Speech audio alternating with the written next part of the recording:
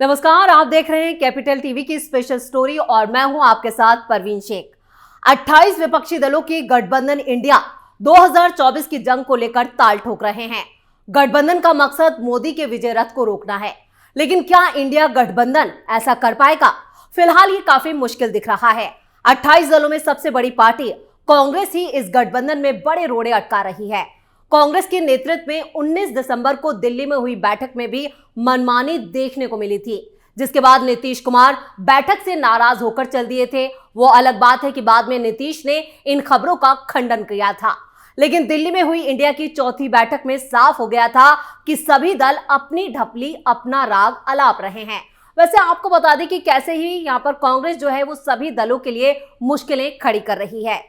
कांग्रेस की माने तो इंडिया गठबंधन में शामिल सभी दलों के साथ गठबंधन को लेकर कांग्रेस का प्लान रेडी है। कांग्रेस अध्यक्ष मल्लिकार्जुन खड़गे ने गठबंधन को लेकर 5 सदस्यों वाली जिस कमेटी का गठन किया था, उसने अपनी रिपोर्ट सौंप दी है।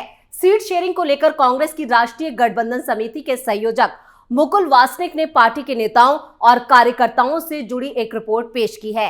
रिपोर्ट में सबसे बड़ा पेच पंजाब को लेकर फंसता दिख रहा है।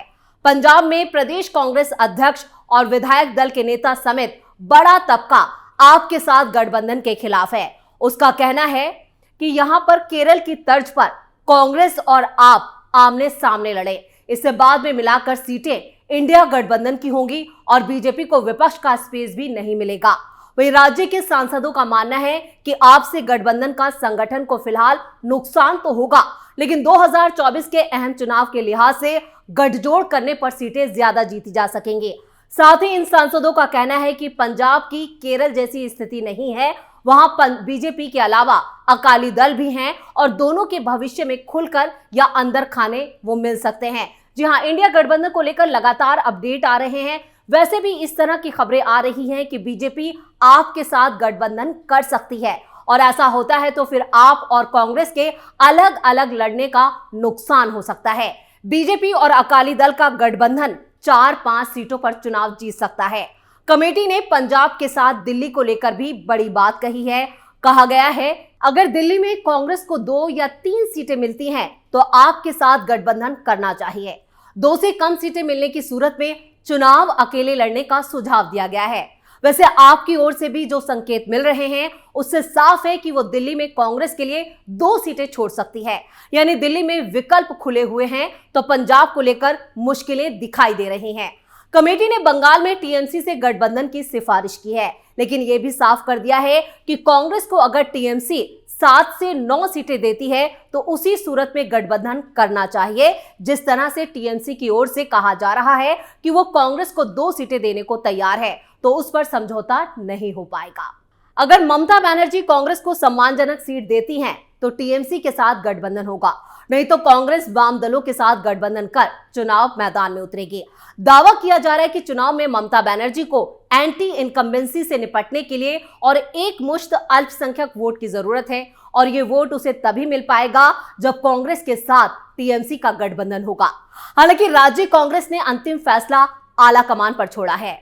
इस बीच महाराष्ट्र कांग्रेस की ओर से कहा गया है कि यहाँ पर शिवसेना एनसीपी में टूट के बाद कांग्रेस राज्य में सबसे बड़ी पार्टी है। ये कांग्रेस की जमीन वापसी का बड़ा मौका है और कांग्रेस इसे अपने हाथों से गंवाना नहीं चाहती है, इसलिए महाराष्ट्र में भी सीट शेयरिंग का फार्मूला फंसा हुआ नजर आ रहा है। अब देखना यह होगा कि यहां पर कांग्रेस का अगला कदम क्या होगा।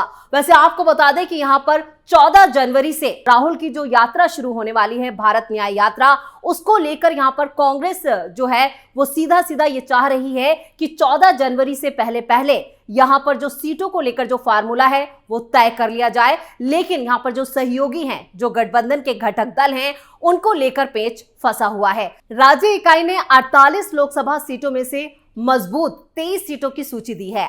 अंतिम फैसला आला कमान पर छोड़ा है। यह तो तय माना जा रहा है कि महाराष्ट्र में कांग्रेस का शिवसेना, यूबीटी और एनसीपी के साथ गठबंधन होगा और यह भी तय हो गया है कि कांग्रेस सबसे ज्यादा सीटों पर चुनाव लड़ेगी। लेकिन अभी सीटों को लेकर तस्वीर पूरी तरह से साफ नहीं हो पाई है, लेकिन यह कहा जा रहा है कि कांग्रेस 20 से 23 सीटों के करीब चुनाव लड़ सकती है।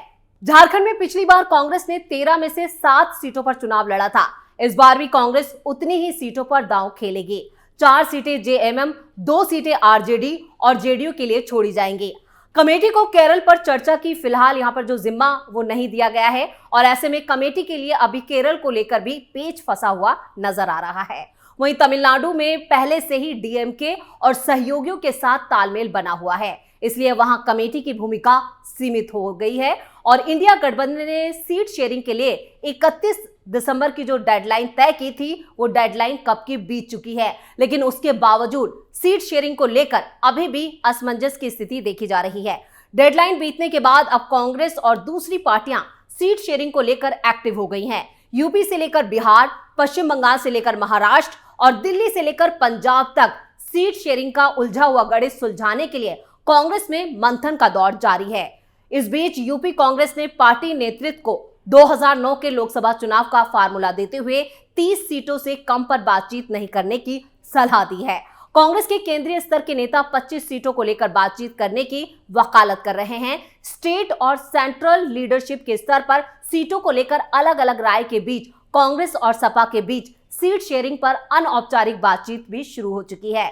वहीं बिहार कांग्रेस के नेता सूबे में 25 सीटों पर दावा करने की बात कर रहे हैं।